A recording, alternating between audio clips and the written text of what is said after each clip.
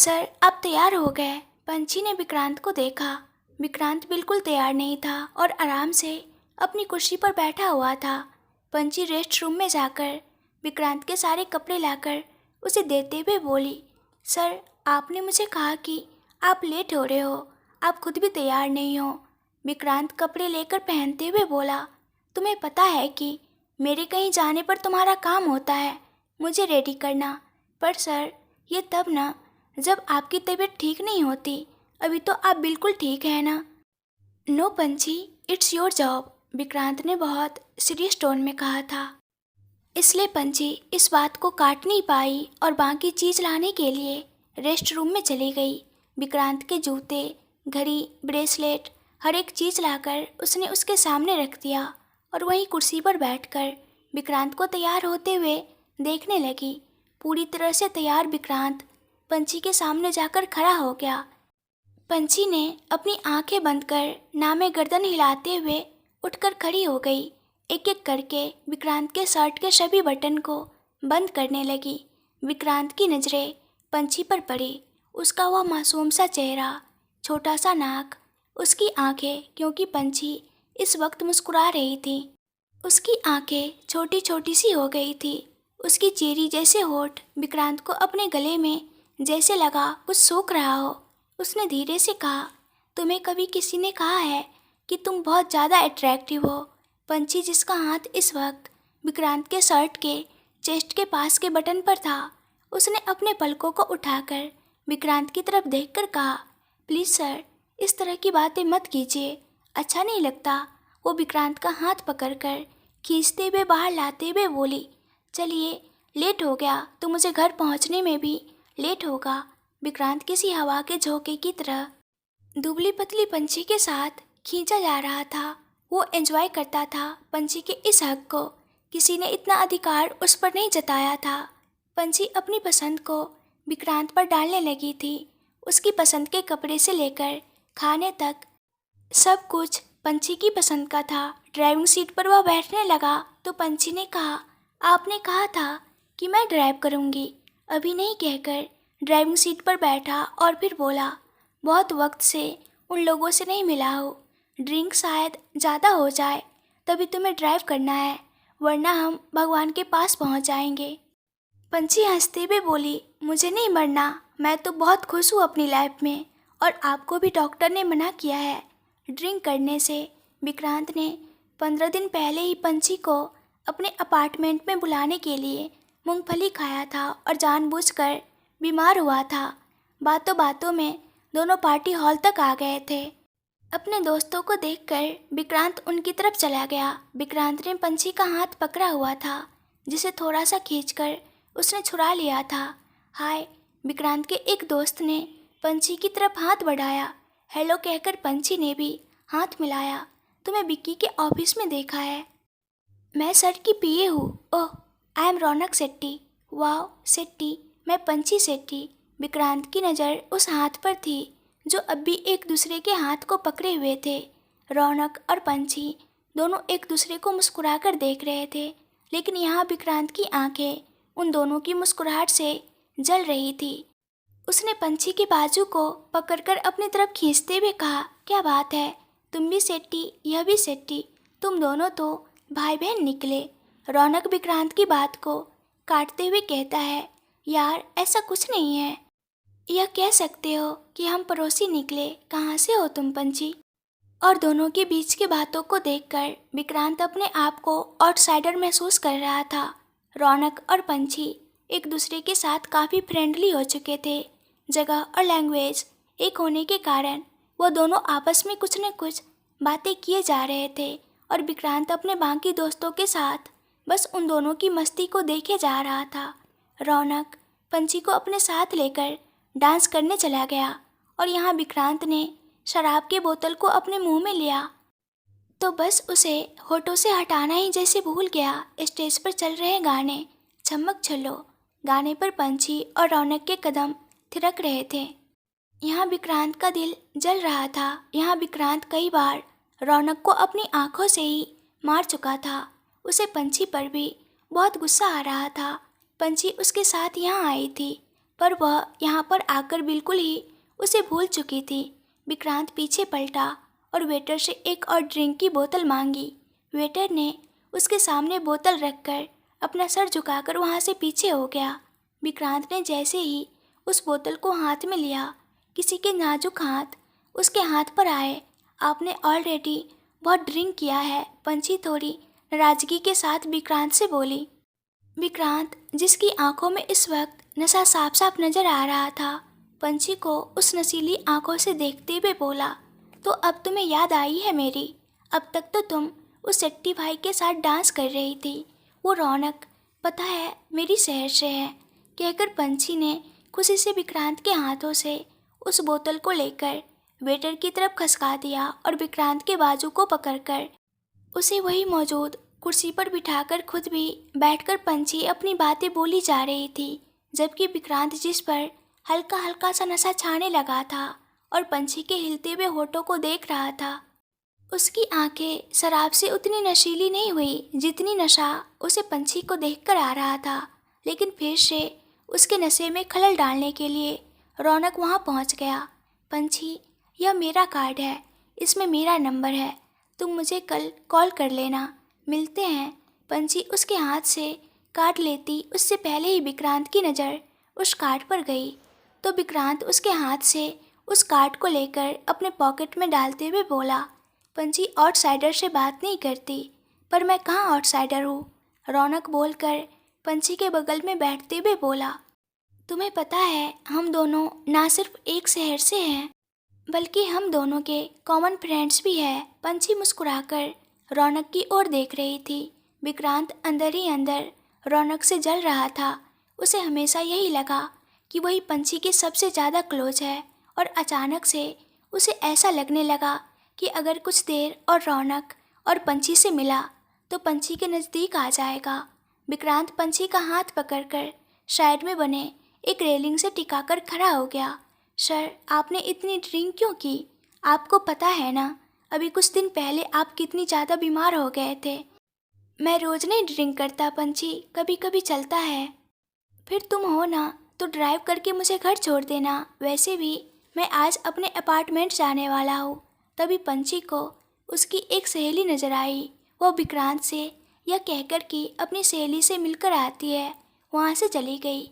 विक्रांत अब पंछी को अपनी नज़र से बिल्कुल भी ओझल नहीं करना चाहता था।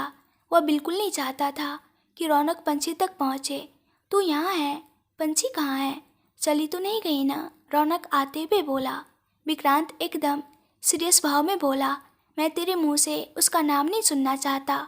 रौनक थोड़ा सा नज़दीक आया और विक्रांत से बोला, यार तू जल रहा है, वह तेरी गर्लफ्रेंड नहीं है, पीए है, इसलिए तुम उससे दूर रहना। विक्रांत ने उसी तरह सीरियस होके बोला, और अगर मैं कहूँ कि मुझे अच्छी लगने लगी है तो रौनक भी अब सीरियस था।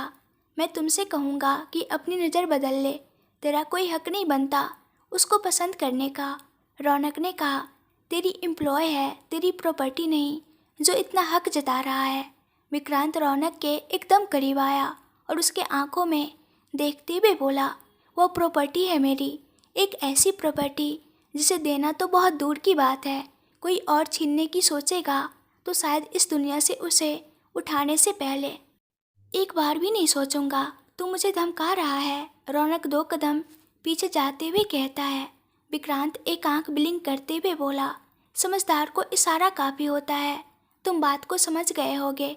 रौनक उसकी बात सुनकर हैरान था। उसे सीधे सीधे इस वक्त विक्रांत ने जान से मारने की धमकी दी थी। वह जाते हुए विक्रांत को आवाज़ देते हुए बोला, प्यार करता है उससे। विक्रांत पलटा और नाम में गर्दन हिलाते हुए बोला, हक है मेरा उस पर। मैंने कहा ना, तुझे प्रॉपर्टी है मेरी, सिर्फ मेरी, कहकर विक्रांत वहाँ से चला गया और पंछी के पास जाकर कहता है, काफ़ी लेट हो गया है, चलना चाहिए। पंछी अपनी सहेली को बाय कहकर विक्रांत के साथ पार्टी हॉल से बाहर आ जाती है। क्योंकि विक्रांत ने ड्रिंक कर रखा था, इसलिए विक्रांत पैसेंजर सीट पर बैठा और पंछी ड्राइविंग सीट पर। पंछी पूरी रास्ते पार्टी के बारे में विक्रांत के साथ बात करती रही। उसे वहाँ पर क्या अच्छा लगा, क्या अच्छा नहीं लगा, कौन अच्छा था, किससे मिलकर बिल्कुल अच्छा नहीं लगा, यहाँ तक कि रौनक की भी बातें। रौनक का जिक्र आते ही एक बार फिर से विक्रांत जलन से भर गया। उसने पंछी का हाथ पकड़ते हुए कहा, मुझे बहुत अजीब सा लग रहा है। वह पंछी का ध्यान भटकाना चाहता था। तभी पंछी ने उसे इस बात के लिए डांट भी लगाई। विक्रांत को ज़्यादा ड्रिंक करने के कारण अच्छी खासी फटकार भी लगी। पंछी के डांट को भी विक्रांत मुस्कुराते हुए सुन रहा था। इतनी प्यारी डांट तो उसे त्रिभुवन जी से भी नहीं मिली थी, जो पंछी डांट दिया करती थी। विक्रांत अपने अपार्टमेंट के पास पहुंचा तो पंछी उससे कहती है, सर, क्या मैं आपकी गाड़ी लेकर अपने घर जा सकती हूँ? रात बहुत हो गई है। इतनी रात को मैं कैब नहीं लेना चाहती, मैं मॉर्निंग में ले आऊँगी। पंछी पहले भी इस तरह से विक्रांत को उसके घर पर ड्रॉप करने के बाद उसकी गाड़ी लेकर अपने घर चली जाया करती थी और अगले दिन सुबह वह उसी गाड़ी से ऑफिस पहुंच जाया करती थी। पंछी, ठीक है, चले जाना, बट मुझे लगता है मैं अपने कमरे तक नहीं जा पाऊंगा। तुम मुझे मेरे कमरे तक छोड़ दोगी? पंछी मुस्कुराकर अपना सीट बेल्ट खोलकर बाहर आई और विक्रांत की तरफ का सीट बेल्ट खोलने के लिए नीचे झुकी। विक्रांत नशे में सीट पर इस वक्त लेटा पंछी को ही देख रहा था। पंछी के करीब आते ही उसके बालों से आ रही खुशबू मानो जैसे अपने अंदर उसकी खुशबू को संभाल लेना चाहता हो। उसने अपनी आंखें बंद की और एक गहरी सांस ली। पंछी जैसे ही बाहर आती है, विक्रांत ने अपनी आंखें खोलकर पंछी की ओर देखा तो पंछी मुस्कुराकर बोली, आ जाइए सर। विक्रांत लड़खड़ाते कदमों से बाहर आया। पंछी के कंधे पर हाथ रखकर वह अपने अपार्टमेंट की तरफ जाने लगा। उसके वहाँ आते ही 3-4 लड़के उसके सामने आकर खड़े हुए, जो कि उसके गार्ड थे। विक्रांत सभी को हाथ दिखाकर जाने के लिए कहता है। पंछी विक्रांत को उसके अपार्टमेंट के अंदर लेकर आती है। विक्रांत अपनी जैकेट को उतारते हुए बोला, तुम नींबू पानी बना दो, आई थिंक मुझे ज़रूरत है उसकी। पंछी मुस्कुराकर किचन की ओर चली गई और पंछी के जाते ही विक्रांत एकदम नॉर्मल हो गया। यह कदम जो इस वक्त लड़खड़ा रहे थे अब अपने पैरों पर खड़े थे। वह चेहरा जो शराब से मदहोश लग रहा था अब एक मुस्कुराहट के साथ सिर्फ पंछी को देख रहा था। यह बात साफ था कि यह सब विक्रांत बस पंछी को यहाँ लाने के लिए कर रहा था। वो आराम से सोफे पर जाकर बैठ गया और अपने दोनों हाथों को फैलाकर किचन की तरफ अपने सर को किए देखने लगा। विक्रांत पंछी के ख्यालों में ही था जब एक ब्रेक के साथ कार रुकता है। विक्रांत ने पंछी की तरफ देखा। बिना भाव के पंछी सामने की तरफ देख रही थी। विक्रांत का घर आ चुका था और वह कार से बाहर आया और पंछी की तरफ चला गया। उस तरफ का दरवाज़ा खोलकर उसने अपना हाथ पंछी की तरफ बढ़ाया। पंछी ने विक्रांत के हाथ को देखा जरूर, पर उसके हाथ में अपना हाथ नहीं दिया।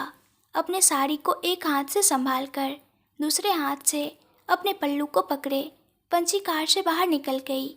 विक्रांत अपने खाली हाथ को देखकर बस मुट्ठी बांध कर रह गया।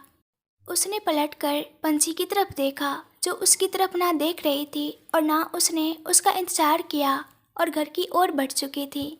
जाहिर था पंछी ना जाने कितनी ही बार इन 3 सालों में यहाँ पर आ चुकी थी, तो उसे पता था इस घर के बारे में हर एक चीज़, हर एक इंसान की पसंद।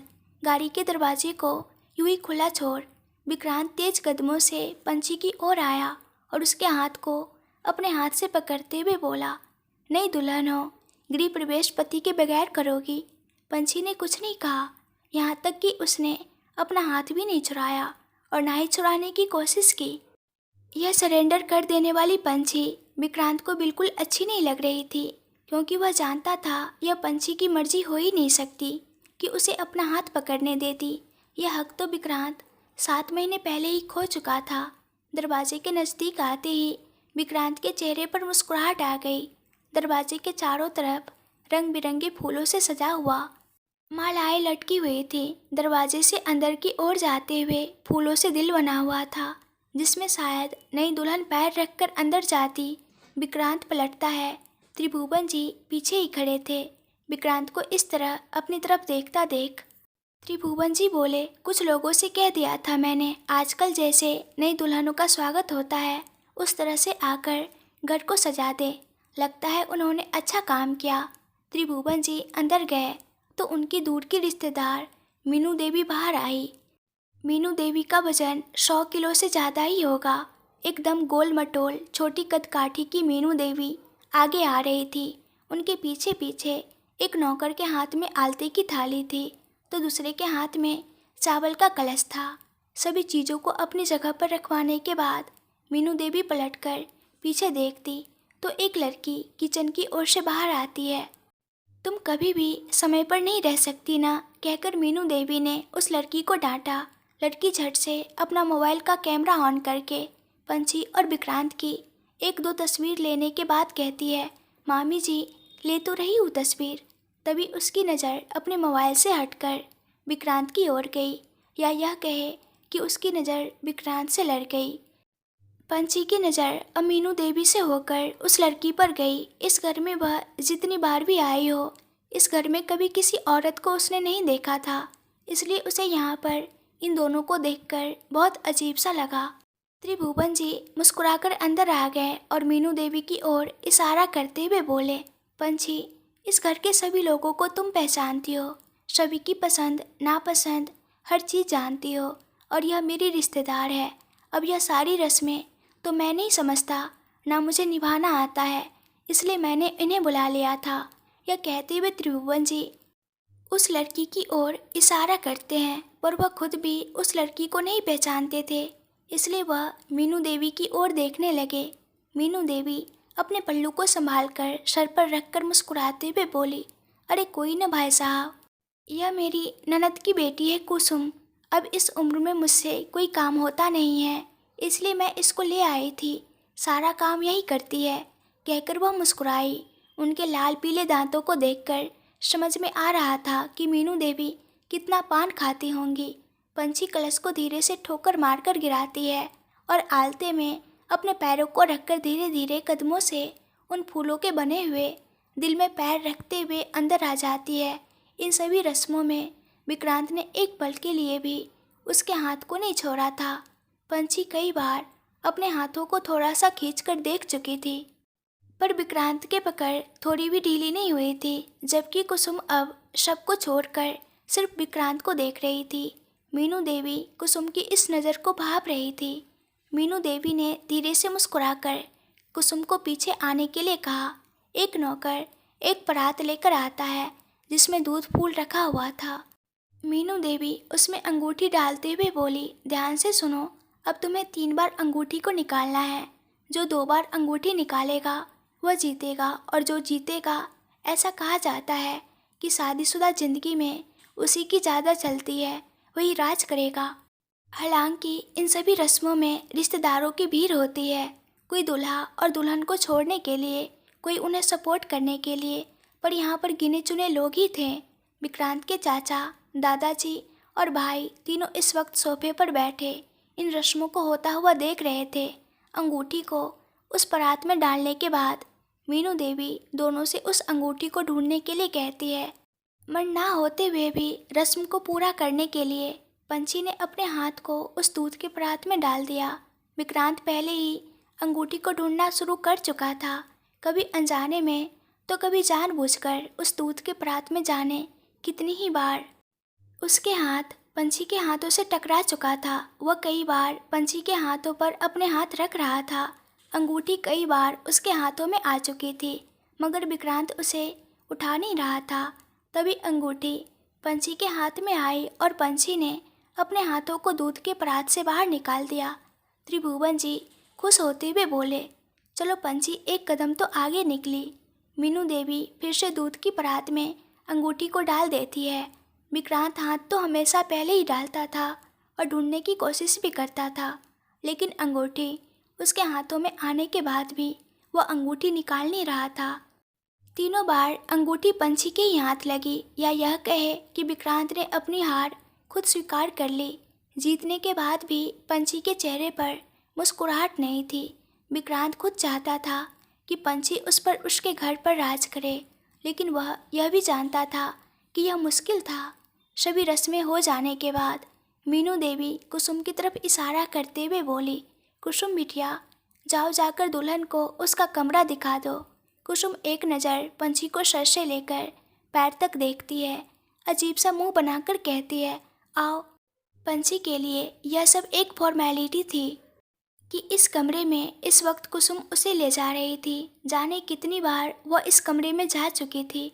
उसने पलटकर एक बार विक्रांत की ओर देखा, जो कि अपने चाचा त्रिभुवन जी और दादाजी से कुछ बात कर रहा था। विक्रांत के कमरे तक का सफ़र पंछी को अपने पुरानी यादों में ले गया। कभी उसने सोचा नहीं था कि इस कमरे में दुल्हन बनकर भी आएगी। अपने ही ख्यालों में वो कुसुम के पीछे चली जा रही थी। पूरे घर को इस तरह से सजाया गया था कि मानो सिर्फ पंछी ही नहीं, बल्कि यह घर भी दुल्हन बना हो। ऐसे घर को देखकर हमेशा ही पंछी सोचा करती थी कि विक्रांत कितना खुशनसीब है कि उसके पास इतना आलीशान घर है। पर उसमें आज की सजावट मानो जैसे चार चांद लगा दिया था। कमरे के दरवाजे पर आते ही उसके पैर रुक गए। उसने कमरे को एक कोने से लेकर दूसरे कोने तक देखा। कमरे को सुहाग रात के लिए सजाया गया था। फूलों की खुशबू माहौल को बहुत ही मनमोहक बना रही थी। कुसुम पलटकर पंछी को देखती है, जो कि इस वक्त वह कमरा देख रही थी। कुसुम व्यंग भरी मुस्कुराहट के साथ बोली, पता नहीं तुम जैसों को विक्रांत जैसे इंसान कैसे मिल गया। तुम खुश तो रख पाओगी उन्हें। कमरे को देख रही पंछी कुसुम की बात सुनते ही उसकी तरफ देखती है। अपने आप को देखा है तुमने कभी? 4 दिन भी नहीं टिक पाओगी उनके सामने। वह फिर मुस्कुराई और कमरे के बाहर चली गई। इतनी नाजुक सी हो। उसके जाते ही पंछी के चेहरे पर छोटी सी मुस्कुराहट आई। उसे अपनी किस्मत पर हंसी आ रही थी। आज सुहाग की सेज सजाई गई थी। शादीशुदा दुल्हन के लिए जिंदगी की सबसे यादगार शाम। लेकिन उसकी ज़िंदगी में यह दिन पहले ही आ चुका था। भले ही बिस्तर और कमरा कोई और था, लेकिन वह विक्रांत के साथ रह चुकी थी। वह एकटक उस बिस्तर को देख रही थी। हल्के गुलाबी रंग की चादर पर गुलाब के फूलों से 2 दिल इस तरह से बनाए गए थे, मानो एक दूसरे से लिपट गए हो। बीच बीच में मोगरे के फूलों से उसे सजाया गया था। पंछी किसी पुतले की तरह अभी वहीं खड़े उस बिस्तर को देख रही थी। उसके दिमाग में इस वक्त अपनी अम्मा और पापा का ख्याल आ रहा था। वह एक बार उनसे बात करना चाहती थी, लेकिन उसका मोबाइल उसे खुद नहीं पता कि कहाँ है। वह अपने साथ लाई भी है या नहीं, या केरल में ही छूट गया। उसकी नज़र घड़ी पर गई। इस वक्त रात के तकरीबन 10 बज रहे थे। इस वक्त उसके अम्मा पापा सो जाया करते थे। तभी कमरे का दरवाज़ा खुला तो पंछी पीछे पलटी। सामने विक्रांत था, जिसके चेहरे पर इस वक्त ऐसी मुस्कुराहट थी जो पंछी ने कई बार देखी थी। विक्रांत की नज़र अपने कमरे पर गई। कमरे को इतनी खूबसूरती से सजा हुआ देखकर वह बहुत खुश हुआ। सब कुछ बिल्कुल सपने जैसा लग रहा था, लेकिन कुछ था जो खूबसूरत नहीं था। वह थी पंछी के चेहरे की मुस्कुराहट, जो अभी गायब थी। बिना किसी भाव के पंछी अभी खड़ी थी। विक्रांत उसके करीब आया। उसके झुके हुए सर को उसने अपनी उंगली के सहारे से ऊपर उठाया। नाराज हो? पंछी बिना कोई जवाब दिए अपनी पलकों को झुकाए यूं ही खड़ी थी। कुछ बोलोगी नहीं? विक्रांत एक ऐसा इंसान था जो अपनी मर्जी ज़बरदस्ती लोगों पर थोपा करता था। कई बार तो उसने पंछी के साथ भी वही किया था, लेकिन पता नहीं क्यों अब वह पंछी पर अपनी मर्जी नहीं थोपना चाहता था और ना ही कोई ज़बरदस्ती करना चाहता था। आज हमारी शादी हुई है पंछी। ये एक लड़का और लड़की की ज़िंदगी की सबसे खूबसूरत शाम होती है। आज हमारी सुहाग रात है पंछी, जिसकी पलकें अभी झुकी हुई थी और चेहरा विक्रांत की उंगलियों के सहारे से ऊपर उठा हुआ था। वह अपने चेहरे को नीचे झुका लेती है। पंछी ने जब कुछ नहीं कहा तो विक्रांत उसे छोड़कर पीछे जाकर दरवाज़ा बंद करता है। वह पंछी के पास होते हुए ड्रेसिंग टेबल के सामने जाता है और आईने में अपने आप को देखता है। अपने पीछे उसे पंछी खड़ी दिखाई दे रही थी। वह उसे देखकर मुस्कुराते हुए बोला, पंछी, मैं सब कुछ पहले की तरह चाहता हूँ। क्या मुझे पहले वाली पंछी नहीं मिल सकती? पंछी अब विक्रांत की तरफ पलट चुकी थी। विक्रांत को तो ऐसा लगा जैसे पंछी उसकी बात मान रही है। वह पंछी के पास आया और उसके सामने खड़ा हो गया। पंछी के चेहरे पर भी फीकी सी ही सही मुस्कुराहट थी। उसने विक्रांत की तरफ देखते हुए कहा, आपने जो किया है, पूरी जिंदगी आपकी एहसानमंद रहूंगी। आपने मेरी माँ पापा को पूरे समाज के सामने हंसी का पात्र होने से बचाया है। अगर आप ये शादी नहीं करते तो शायद वह दोनों जीते जी मर जाते। विक्रांत देख सकता था इस शादी से पंछी को कोई खुशी नहीं थी, बस उसे इस बात की खुशी थी कि उसके माँ बाप की इज्जत बच गई। यह सब मैंने तुम्हारे लिए किया पंछी। पंछी ने अपनी गर्दन उठाई, विक्रांत की आंखों में देखा। आज कुछ अलग सा लगा उसे विक्रांत की आंखों में। अपने सर को दो बार हाँ में हिलाते हुए पंछी बोली, आप फिक्र मत कीजिए। आप जो भी मुझसे चाहते थे, मैं कभी उस बात के लिए इनकार नहीं करूँगी। पंछी के मुंह से यह बात सुनते ही विक्रांत की नज़रें छोटी हो गई। पंछी अपने हाथ जो कि इस वक्त एक दूसरे से उलझे हुए थे, उसे अपने कंधे पर लगी हुई साड़ी के पिन को खोलने की कोशिश करती है। विक्रांत हैरानी से पंछी को देख रहा था। पंछी अपनी साड़ी के पिन को खोलते हुए बोली, मैं कभी आपकी बात नहीं टालूंगी। आपको जब कभी मेरी ज़रूरत हो, आप मुझे कह सकते हैं। मैं हमेशा आपके लिए अवेलेबल हूँ। उसने एक पिन निकाला और वहीं ड्रेसिंग टेबल की तरफ उछाल दिया। साड़ी शादी की थी तो उसकी सहेलियों ने साड़ी में ना जाने कितने ही पिन लगाकर उसे सेट किया हुआ था। वह एक एक करके सभी पिन को खोलते हुए बोली, आपको मेरी तरफ से कभी शिकायत नहीं मिलेगी। अब जाकर साड़ी का आखिरी पिन खुल चुका था। उसने साड़ी के पल्लू को हटाने के लिए अपना हाथ पल्लू पर रखा ही था कि विक्रांत चिल्लाते हुए बोला, स्टॉप इट पंछी। मैं शांत हूँ तो मुझे शांत रहने दो, क्योंकि फिर पहले वाला विक्रांत बन गया तो तुम पर ही भारी पड़ूंगा। आप फिक्र मत कीजिए, मैं बर्दाश्त कर सकती हूँ आपको, कहकर पंछी विक्रांत की आंखों में देखती है। पंछी के हाथ अभी साड़ी के पल्लू पर थे और उन हाथों पर विक्रांत ने अपना हाथ रखा हुआ था। तुम जानती नहीं हो फिर मुझे, विक्रांत ने कहा। पंछी ने मुस्कुराकर कहा, आपकी हर बात मानूंगी आज से। ये तो अच्छी बात है ना, फिर आप नाराज क्यों हैं? विक्रांत को लगा अब वो अपने गुस्से को कंट्रोल नहीं कर पाएगा। वो पंछी को हर्ट भी नहीं करना चाहता था। विक्रांत अपने बेडरूम की गैलरी की ओर चला गया। पंछी बेड पर जाकर बैठ गई। उसे समझ नहीं आ रहा था कि वो किस तरह से अब विक्रांत के सामने रहे। यहाँ विक्रांत गैलरी की रेलिंग पर 2-3 बार अपने मुक्के से मारकर अपना गुस्सा उतार चुका था। आसमान की ओर देखता वो वहीं खड़ा था। कुसुम किसी काम से गार्डन की ओर आई थी, तभी उसकी नज़र गैलरी में खड़े विक्रांत पर गई। उसे बहुत हैरानी हुई। आज शादी हुई है उन दोनों की, ऐसे में अगर दूल्हा अकेले गैलरी में परेशान आसमान को देख रहा हो तो समझदार इंसान के लिए यह इशारा काफ़ी होता है कि दूल्हा दुल्हन के बीच सब कुछ ठीक नहीं है। अपने बालों की एक लट को अपनी उंगली में उलझाते हुए कुसुम ने मुस्कुराते हुए कहा, इसका मतलब जो मैं सोच रही थी वह बिल्कुल सही है। वह लड़की विक्रांत के आगे टिकेगी नहीं। इसका मतलब विक्रांत के पास बीवी होकर भी बीवी नहीं है। बेचारा कुसुम की खुशी का ठिकाना नहीं था। वह अंदर की ओर आते आते यही सोच रही थी कि इस घर में रहने के लिए वो क्या करे। तभी उसके कानों में मीनू देवी की आवाज़ आई और कुसुम मीनू देवी के कमरे में चली गई। विक्रांत काफ़ी देर तक गैलरी में खड़ा रहा।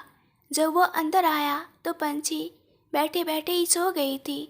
वो 2 कदम पंछी की ओर बढ़ा, लेकिन फिर जाने क्या सोच उसके कदम रुक गए। वो अपने घर के बाहर एरिया में जाकर बैठ गया।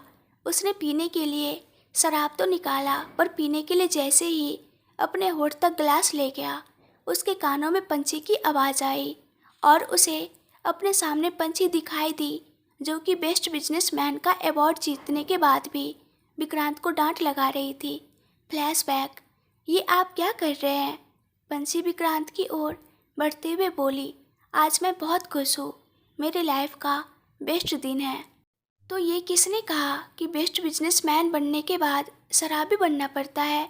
पंछी विक्रांत के हाथ से गिलास को लेते हुए बोली, शराबी पंछी 2 घूंट अगर किसी ने पी ली तो वो शराबी नहीं होता। तुम्हारे सेंस ऑफ ह्यूमर को क्या हो गया है? तो वो 2 घूंट अगर ना पिए तो क्या ही बिगड़ जाएगा। पंछी ने बात करते हुए ही बोतल को बंद करके वापस से शेल्फ में रख दिया था। मैं सब पर हुक्म चलाता हूँ और तुम मुझ पर हुक्म चला रही हो। आपने ही तो ये हक दिया है ना? ये कहकर कि आपके हेल्थ के लिए अगर आपके अगेंस्ट भी जाना पड़ा तो मैं जा सकती हूँ। मैं सेलिब्रेट करना चाहता हूँ अपनी इस खुशी को। तुम मत रोको मुझे, कहते हुए विक्रांत ने फिर से बोतल को ले लिया। पंछी ने मुस्कुराकर विक्रांत को देखा।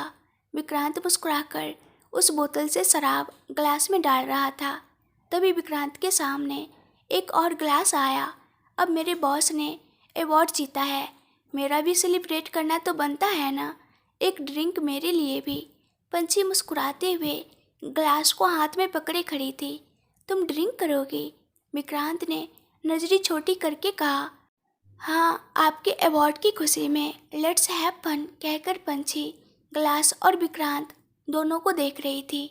विक्रांत हाथ में बोतल लिए कुछ देर तक पंछी को देखता है, फिर उस बोतल को जमीन पर फेंकते हुए कहता है, तुम डैड के बाद मेरी सबसे बड़ी दुश्मन हो। आई हेट यू, कहते हुए विक्रांत बार एरिया से बाहर निकल गया। फ्लैशबैक खत्म। क्या हुआ? तुम यहाँ? ये त्रिभुवन जी की आवाज़ थी। यस डैड, मैं यहाँ। आप क्या कर रहे हैं यहाँ पर? विक्रांत, तुम्हें इस वक्त अपने कमरे में होना चाहिए। अपने कमरे का जिक्र आते ही विक्रांत को फिर से पंछी का ख्याल आया कि किस तरह से इस वक्त पंछी बिहेव कर रही थी। उसने नज़र चुराकर उस ग्लास को टेबल पर पटक दिया और फिर बोतल को पीछे सरकाते हुए कहा, फिलहाल अभी मैं उस कमरे में नहीं जाना चाहता। त्रिभुवन जी उसके बगल वाली कुर्सी पर बैठ जाते हैं। सब ठीक है ना? तेरे और पंछी में त्रिभुवन जी और विक्रांत के बीच एक अलग सा रिश्ता था। माँ को कम उम्र में ही खुद से दूर जाते देख विक्रांत त्रिभुवन जी के काफ़ी करीब हो गया था। वो विक्रांत को डांट लिया करते थे, विक्रांत सुन लिया करता था, लेकिन ना कभी त्रिभुवन जी विक्रांत से कुछ कहने से शर्माए, नहीं विक्रांत अपनी बातें उनसे करने से पहले शर्म करता था। उसने साफ साफ शब्दों में जो भी हुआ उसके बारे में बताने का फैसला लिया। डैड, उसे लगता है कि मैं बस उसे हासिल करने के लिए उसे शादी करके लेकर आया हूँ, तो इसमें उसकी गलती क्या है? त्रिभुवन जी ने कहा। विक्रांत अपने चेहरे पर कन्फ्यूजन के भाव लिए उन्हें देखने लगता है। वह भी पंछी की साइड ले रहे हैं। वह गलत क्या सोच रही है? त्रिभुवन जी ने फिर से वही कहा। तो आप भी यही सोचते हैं? नहीं, मैं यह सोचता हूँ कि मेरा बेटा प्यार करता है उसे और इसलिए उसे लेकर आया है। तो फिर वह क्यों नहीं समझ रही? क्योंकि वो भगवान नहीं है, वो कोई साधु महात्मा या अंतर्यामी नहीं है कि तुम्हारी मन की बात समझ जाए। मतलब, विक्रांत थोड़ा सा कंफ्यूज होकर बोला। त्रिभुवन जी खड़े हुए और थोड़ा सा आगे बढ़ते हुए बोले, मैं यह समझ रहा हूँ क्योंकि मेरे सामने तुमने अपने प्यार का इजहार किया, लेकिन क्या तुमने कभी पंछी से कहा कि तुम उसे चाहते हो? क्या कभी पंछी को बताया कि कितना अधूरा महसूस करते हो तुम उसके बगैर? क्या कभी पंछी को बताया कि तुम उसे खुश देखना चाहते हो? क्या तुमने उसे बताया कि तुम उससे शादी करने के लिए ही केरल गए थे? विक्रांत जानता था जो वो कह रहे हैं सच है। इसमें से उसने कुछ नहीं कहा है अभी तक पंछी को। तुमने अब तक उससे अपने प्यार का इजहार नहीं किया, अपनी गलती की माफ़ी नहीं मांगी और बदले में शादी के 24 घंटे के अंदर ही तुम चाहते हो कि वो पुराना सब कुछ भूलकर तुम्हें अपना ले। विक्रांत अपने डैड की बात को सुन भी रहा था और समझने की कोशिश भी कर रहा था। क्या एक लड़की के लिए इतना आसान है एक ऐसे इंसान को रातों रात माफ़ कर देना जिस पर शायद उसने अपने माँ पापा के बाद सबसे ज़्यादा भरोसा किया था? विक्रांत की नज़रें झुक गई थी। सच ही तो था। ये बात कई बार पंछी ने उससे कहा था कि वह अपने अप्पा के अलावा विक्रांत पहला आदमी है जिसके साथ वो सेफ फील करती है। आपने मुझे बुलाया मामी, कुसुम बोलते हुए अंदर आई। अरे हाँ, मेरा पैर बहुत दर्द दे रहा है, ज़रा दबा दे। मीनू देवी पान का एक बीरा अपने मुंह में लेते हुए बोली। कुसुम अपनी आंखें और मुंह को गोल घुमाकर अपना मुंह टेढ़ा करती है, जिसे मीनू देवी नहीं देख पाती, और मीनू देवी के बगल में बैठकर उनके पैरों को दबाने लगती है। कुसुम 5 भाई बहनों में तीसरे नंबर पर आती थी।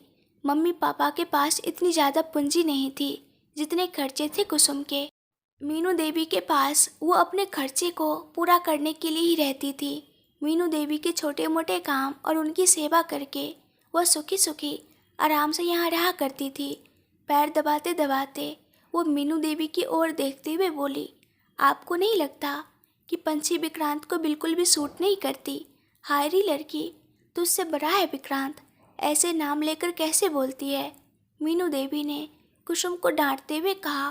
कुसुम मुंह बनाते हुए बोली, क्या मामी, अगर इतना अच्छा आपका रिश्तेदार था तो आप मुझे पहले नहीं बता देती? मैं उस पंछी से तो हर मामले में अच्छी हूँ। तू कहना क्या चाहती है?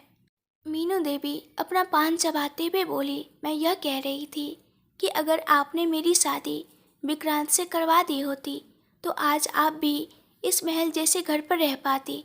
अरे, हमारी किस्मत में कहाँ इस महल का सुख भोगना। अपने लिए तो वह कुटिया ही ठीक है। कभी कभी भाई साहब बुला लेते हैं और मैं यहाँ रह लेती हूँ, यही मेरे लिए बहुत है। पर सोचो मामी, अगर आपको पूरी ज़िंदगी यही रहने का मौका मिल जाए तो? मीनू देवी, जो कि अब तक एक हाथ को तकिए पर रखकर बिस्तर से अटक कर लेटी हुई थी, झट से बैठकर अपने पैरों पर से कुसुम के हाथ को हटाते हुए बोली, मतलब तू कहना क्या चाहती है? मीनू देवी के मुंह का पान खत्म भी नहीं हुआ था, तभी पानदान से एक और पान लेकर मीनू देवी के हाथों में देते हुए कुसुम ने कहा, मैं कह रही हूँ कि क्यों ना मेरी सेटिंग विक्रांत से करवा दो, तो मैं यहाँ रहूँगी और जब तक मैं यहाँ रहूँगी आपको यहाँ से जाने नहीं दूँगी।